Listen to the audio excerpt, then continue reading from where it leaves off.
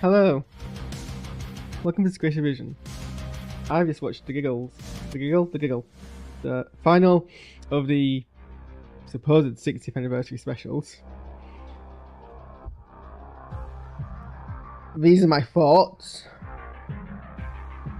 or at least I'm going to attempt to convey my thoughts.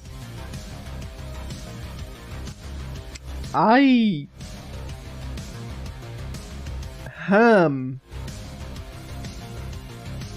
mean, there's really two parts of this episode to tackle. That's most of it. And then the finale. And is there a lot to chew on? Most of it, I thought, was fairly entertaining. It's difficult. I mean, a lot of hype between bringing back the Toy Maker, because that's a villain from 1966 Doctor Who and one who is pretty hyped up. I watched the Celestial Toy Maker in advance of this episode. I watched it before the first special. And actually, I think a lot of the hype over the Toy Maker is nostalgia speaking, because the episode isn't actually, in the grand scheme of things, the most kind of extraordinary Doctor Who 4-part serial that's ever been. The Toy Maker is quite an interesting villain, more from what we're told and shown, in that we're told that they're a formidable enough villain, but the Doctor, before we even saw them, tried to avoid dealing with them directly, which, you know, is quite an impressive kind of like accolade to have.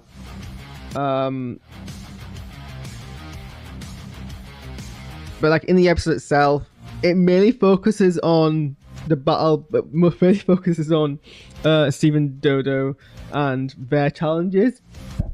I mean, the challenge between the Doctor and the Toy Maker is very kind of, in fact, their kind of connection, their chemistry with each other.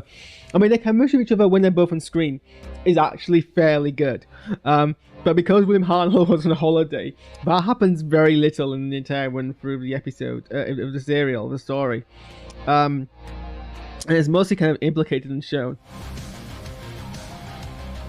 That's not to say you can't build up on that hype, but it's not necessarily one that I feel like particularly obliged to. So I feel this episode more or less delivers on the same amount of hype that this Toy Maker was just fun having. But the thing is that most of the run of the episode, you got the implication that we were building up to something, that we were building up to something happening. So that for me kind of distracted me, because I was like, well, where are the foreshadows, or where are the build-up, or where's the clue, or where's the kind of plot twist or thing sneaking in? Like, I'm gonna basically be like, oh, something's gonna happen. So I was focusing on looking for those. Admittedly, it's probably more me problem than an episode problem. But then also, if you kind of like structure up in terms of a build-up, and I think, look, I didn't even know this is the case, but apparently there's a lot of criticism against the Wild Blue Yonder for not delivering on anniversary hype that people somehow made up in their heads because of the secrecy of the casting. That I think is ridiculous. But in this episode, the finale of apparently 3 stories, that Russell T Davies himself said there was going to be like some big mythology changing things happening. That is, I think, your excuse to like focus on things happening. But like, I mean, I think everything with Toy Maker, but most of it was pretty decent. The idea that, you know, if you mess around with the idea of tricks and stories and games at the edge of the universe, you are playing a dangerous game with allowing a powerful entity to come through. The fact that once Toy Maker came through, they played a long game in realizing that games in the humans are always playing games with each other. That brings us like mental games and things like that, and like capitalizing that in order to kind of like feed off their own sense of chaos was really, really good. The idea that now everyone's connected to the internet supposedly, now to destroy the satellite, I guess screw all those impoverished places down in valleys, no internet connection for you.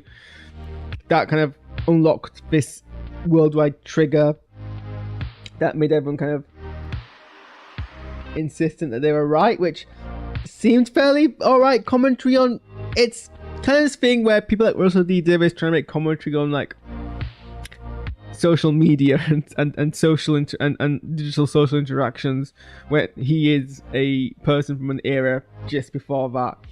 It's the same thing that Moffat used to do in Chibnall. I think was the worst at it when he tried to make commentary on it, and it's like it very much comes across as boomer humor. But you know, I guess it got put in for one for the dads. Whatever. But it made everyone kind of assume. I mean, it was a nice concept. Everyone thinks they're right, and so everyone has no inhibitions. Basically, it's basically the Purge. That's basically it. It's the Doctor who does the Purge, which is an interesting concept in itself. And it's not the focus of the episode, so it's not dealt with enough in detail for it to matter. It's just a risk. But it is interesting that if this whole idea is, the idea is that everyone thinks that they're right and has no impulse control, not necessarily, it travels to 11, but it's the Doctor points out it's the inherent kind of negativity. Does this mean that secretly Kate Stewart is a closeted ableist? She went up to Shirley and was like, I know you can walk, I think you're faking it. And it's like, right, you didn't say that without the influence of the Giggle, but is that what you're thinking the entire time? I mean, the idea that disabled people, or we were to use as a binary, either immobile or mobile, faking people. You have a mobile, you're faking, is a very easy dismissible and archaic viewpoint to have in 2023, especially for someone who's meant to be the scientific like mindset of Kate Stewart. So it doesn't seem to be like a kind of misconception that they're just leaning on. Either they believe that or they don't. So apparently Kate Stewart's actually a closeted ableist. Great job ruining the Stewart's lineage there, I guess. This is from some of Russell T Davies's kind of politics, is that, and I'm going to go into this in more detail. Actually, no, maybe I talked about Atomic already. I already should. I was just watching Doctor Unleashed. That's why I did this half an hour after the end of the episode. And in it, he describes how racist the Toymaker was in 1966 Celestial Toymaker. Now, I want to prefix everything I'm about to say in that I am not East Asian. I am not Chinese. So if I do say something that's kind of wrong, or I miss something that would be obvious to someone who from a Chinese origin, I want to be called out so I can learn. But based on my knowledge of someone who is a person of color, and who has a master's degree studying kind of racial depictions, historic depictions of race in cinema and TV, and is Asian, albeit not, so I'm Oriental, I'm just not East Asian. And from what I know of the making of the episode, it's not clear why the Toymaker in the Toymaker is wearing a Mandarin outfit. And to be clear, that is racist. That a white person is appropriating Asian dress, and the villain, and it's skin deep. These are all very much definitions of appropriation. That is racist. But I don't know if that's entirely like, I don't really know the right words to use here. It's not yellow facing exactly, because I don't think the Toymaker was ever intended to be depicted ethnically as Asian. I don't think, nothing that I can recall, albeit I did watch, it is a lot of episodes, so a lot of the audio of like the first 3 is kind of like on air recordings, so it's, but nothing I recall explicitly is meant to be invoking, and I think one thing is, in execution it was racist. Just by a thing that came together, it is racist. The idea that the villain is wearing a Mandarin outfit, the idea that the villain, is figured as a Mandarin. There's also this Toymaker pulling strings and like playing games is very racist.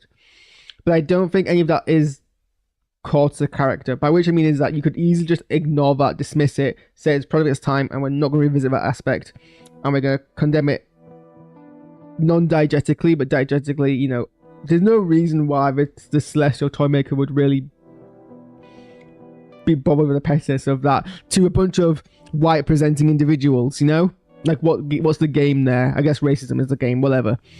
I think my point being is that yes, it was racist.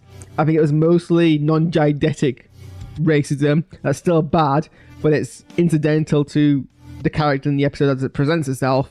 You can just move on from that. But Russell T Davies saw that and was like, this is an opportunity to improve and make a statement. And like, there's nothing wrong with making a statement. You know, Doctor Who has always been progressive. Fiction should be used to tell messages. Nothing is wrong with that. But the way that Russell T Davies approaches aspects like this comes across as well, meaning, I mean, he's not wrong. Like when you watch this interview, everything he's talking about appropriation and depictions in the past and how we should move on for that is consistent with current film discourse theory. Like I wrote my dissertation on this. He is not wrong there.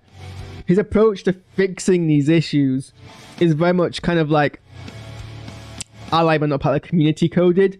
Like it's coming from someone who understands the theory and, you know, might very well be an ally to the cause, but wants to fix it in their way without necessarily involving enough voices of people who would affect.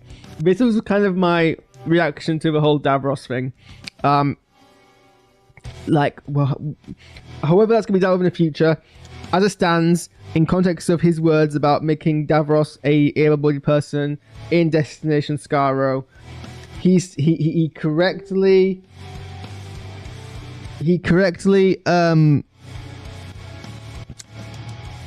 you know, explained film theory behind problematic depictions of disability and conflating that with horror.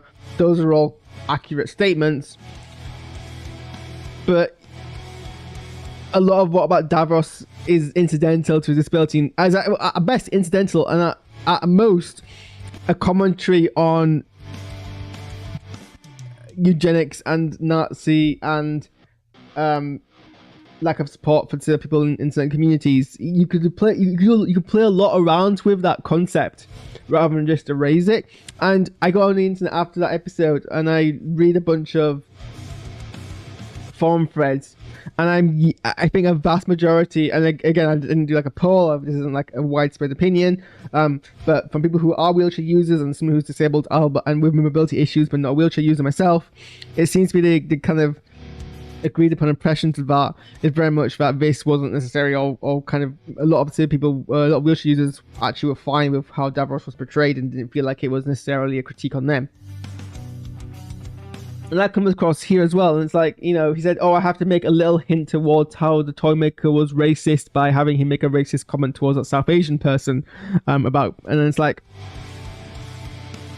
I mean, again, I don't know how core that was to the characterization in 1966, but it has to be alluded to here. And it kind of feels like tick boxing statements rather than actually dealing with the issue at hand. I mean, it can be easily dismissed and easily forgotten. It's not worth doing. Again, I don't make the idea that, you know, you can't shoehorn in as much anti-racism sentiments as you possibly can, because God knows we shoehorn enough of the other stuff into stuff as much as we can, and normalizing it is always a good thing. I just feel like the approach and the intent makes me very kind of meh.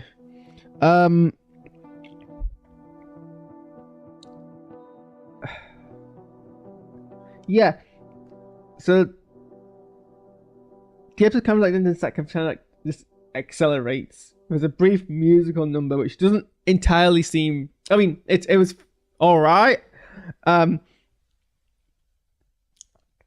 It was just a bit kind of, it was all right, I guess. It wasn't massively like, I'm usually stuck up on musical segues, and this didn't really grab me as much. And then we got to have the ending, which was basically just like the Doctor yelling, and there wasn't anything like kind of clever. And then the toy maker shoots the Doctor, and this I think is probably going to encompass any other discussion of the entirety of the rest of the episode, but more or less. But the Doctor has what they quickly coined a bi-regeneration, which I don't actually think is probably the best way to describe it, because a bi-regeneration would imply a twice regeneration. What actually happened is you generated a single new being.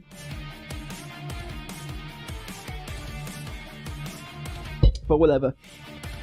And essentially the Doctor, for reasons which aren't explained, and that's fine, because they bring up that, you know, enough has been messed around with reality that who knows what and why this happened. It just happens. It's not clear why. It just happens. Everyone's theorizing and no one knows for sure. It's one of those mysteries of the universe. That's fine. I have no problem with that as a concept in sci-fi. The Doctor splits into two. And I mean, the defeat of the Toymaker barely kind of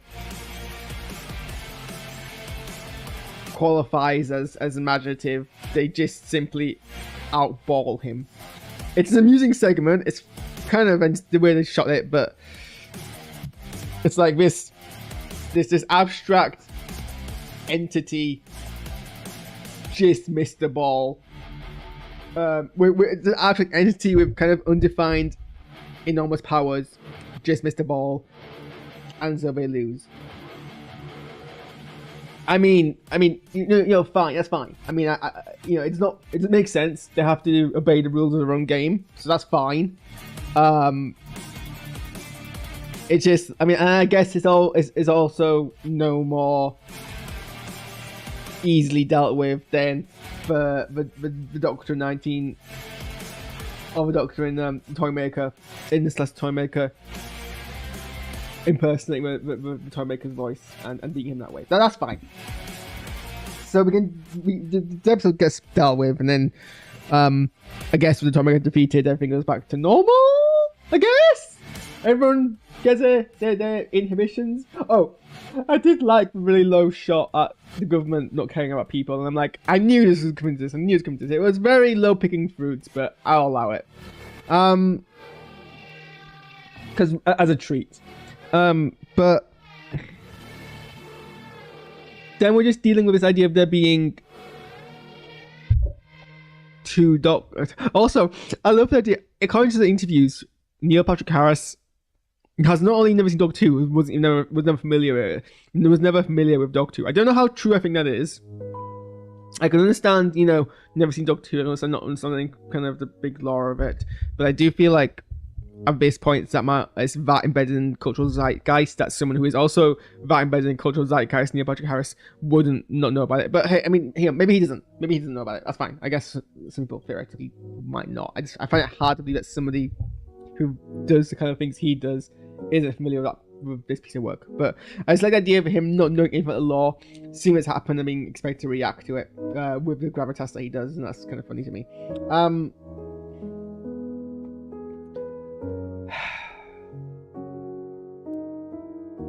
Look, I've written a bunch of thoughts here. I mean, first and foremost, I'm not gonna basically, the Doctor splits, and we have two Doctors now. One is gonna go be the Doctor in the universe, and the other one retires. That's the play of things. Kind of retires, but they also have a TARDIS. Props where props is due.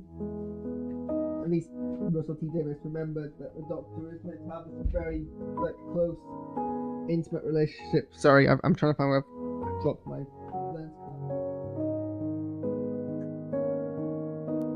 It's meant to have this very close relationship with the TARDIS, and that they wouldn't just, you know, abandon the only thing they have left at home.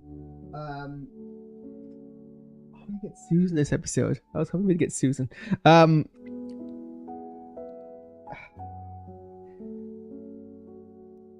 Yeah, so sorry. So the Doctor retires, supposedly, but they're still on TARDIS, and it's implied that they're still traveling around time and space, which is, so they're not really parked anywhere, which is the term that Russell T Davies used. And there's a lot here. I mean, first and foremost,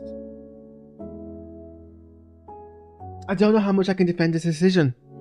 I'm a very big Doctor Who defendant, but I don't know how much I can defend this decision. Because, as someone pointed out on Doctor Who TARDIS posting, essentially what you've done here is given ammunition in the episode of people being like, Shutigawa isn't my Doctor, because the actual Doctor... This is basically a redo in a lot of beats of the Med Crisis plot line, which is so bizarre because that is directly plays into these episodes. That plot line isn't forgotten. It's referenced constantly, and the whole resolve of the Mental Crisis Doctor's thing was the Doctor split into two. They're two identical doctors, but also one is clearly the Doctor, the same part of lineage, who has two hearts, who is full-time Lord, who will regenerate, and you have one who's one heart, biologically identical to a human, will age and die, can't regenerate.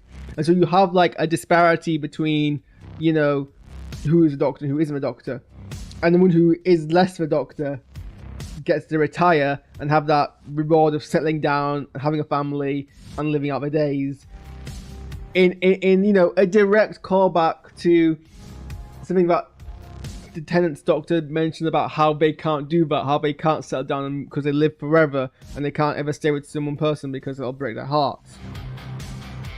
Which is a brilliant execution and exploration of that concept.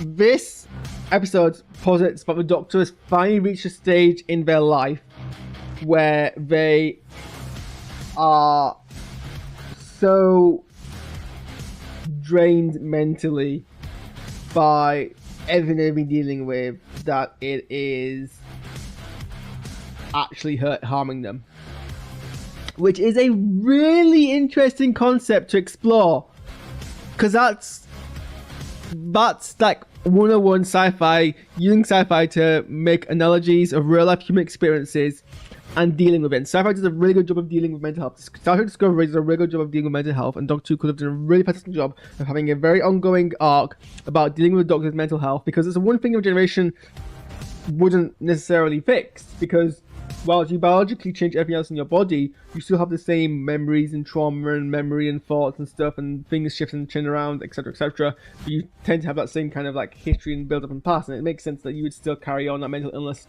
through incarnations, because it's not, you can't fix it as easily without dealing with it in a therapeutic sense.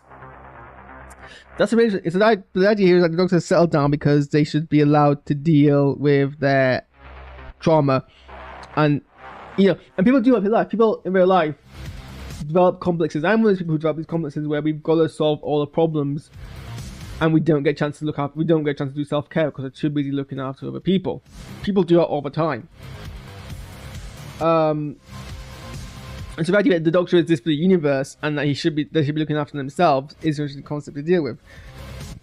But like basically, this episode, unlike the Mental Crisis Doctor, you have the two Doctors who are equally the Doctor. There's not, I guess, I mean, there's some arbitrary, the Doctor says something about Gatwa's Doctor being the older one, but no, because you're still aging, you're still here, you haven't stopped.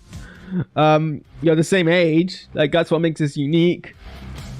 But so they're both equally the Doctor, and this is like the perfect ammunition to give people about rejecting Shutty's Doctor, Gatwa's Doctor, or saying that Doctor Who has like ended at this point because the Doctor has settled down, and whoever it is who's traveling around the universe is just like, we ignore that ever happening. That can just be like the end of Doctor Who.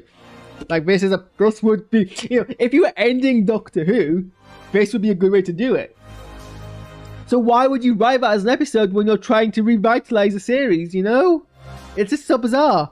Like, I want to defend this so much, but look, narratively, I'm sure there's nothing wrong with the Doctor being able to have that kind of, I'm not going to call it bioregeneration, or bigeneration, whatever it's called. There's nothing wrong with the Doctor splitting off and being two people narratively. I'm sure that's fine. But, like, from a production point of view, you're just undermining your future Doctor. More so than people are already criticizing bringing back David Tennant before Gatwa was undermining Gatwa's entry into the series. This has done it even more. Honestly, I think it's extremely disrespectful. It's giving people ammunition. I'm really worried. And then also the idea that, you know, you can just take your mental trauma and, like, separate it into another person and leave it behind. I mean, I know mental illness and disability are entirely the same thing, you know. I can talk a lot about this if we want to explore the kind of discourse around social models of disability, things like, you know, autism.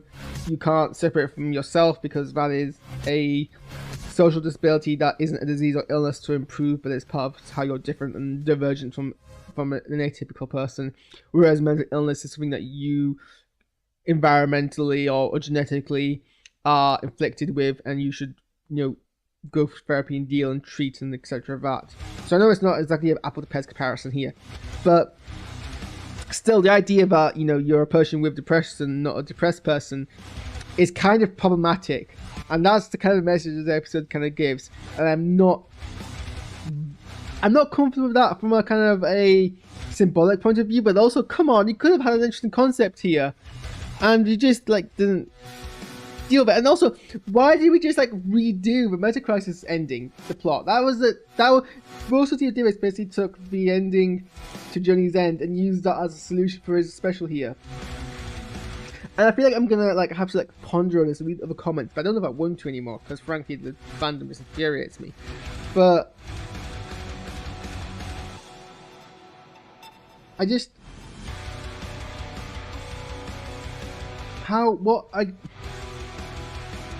running out of steam.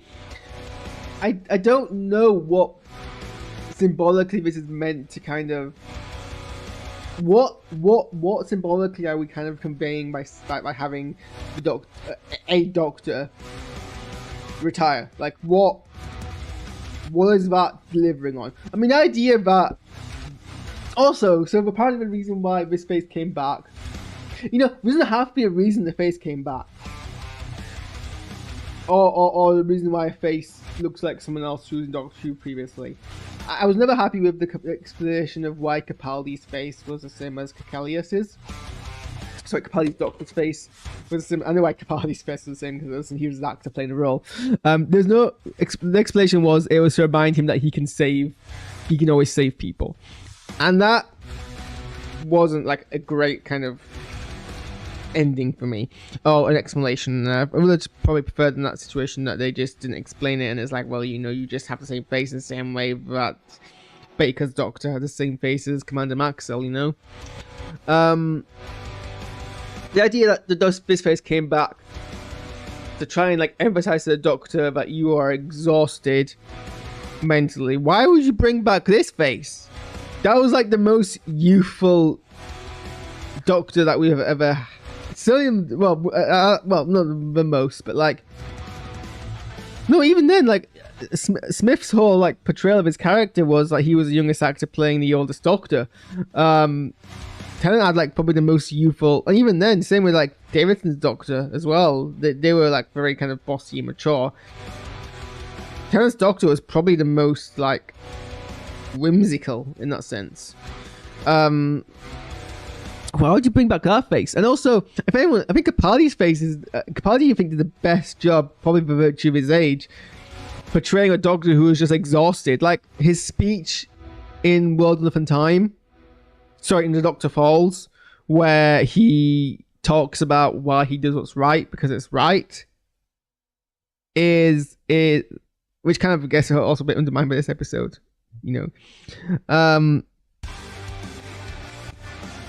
Yeah, but Doctor doing that, Capaldi's portrayal in the episode is probably the better version of a Doctor's exhaustion than what Davidson does. At what point in these 3 parts has Davidson ever kind of exhausted? He's no more traumatized than any of the previous Doctor is of thinking about things he's done wrong in the past,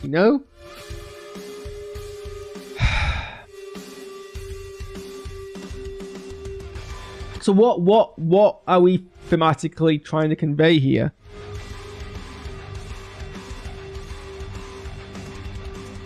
What's other than the Doctor has needs to take a break, which is the wrong symbol to give when you're trying to revitalize the series. I'm desperately trying to defend this decision, but I'm trying to think, and maybe I'll come back to it later on. I'll fix it more. I'm trying to think of what else this is thematically trying to portray. In regards to the Doctor and the show and their arc.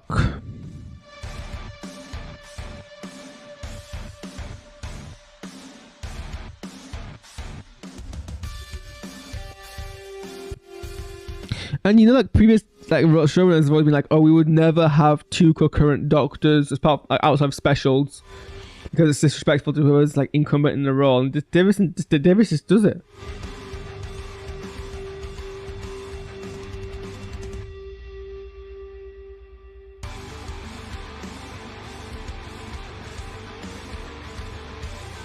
Yeah, I think I'm done. No, Doctor Who, to be clear. Actually, I'm done with my stream of 4 here. I don't know. And the question is also like, I might be better with this as this concept to be explored if it wasn't David Tennant. Because there's just this whole weight upon David Tennant being... So now it's like, canonically...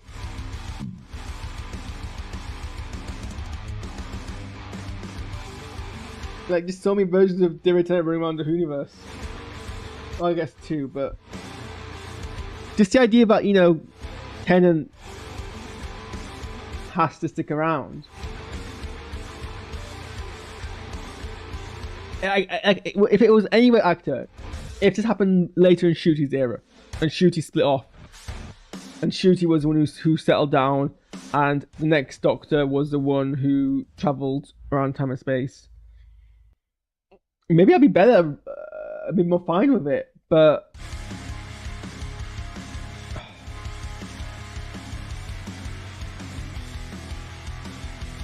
I just, you know... Yeah. I'm gonna go online and get the discourse. I don't know.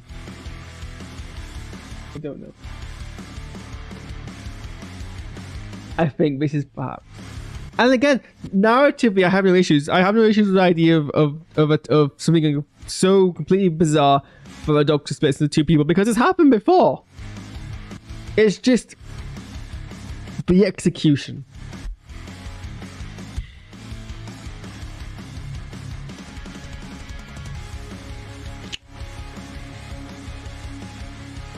Christmas episode looks fun though.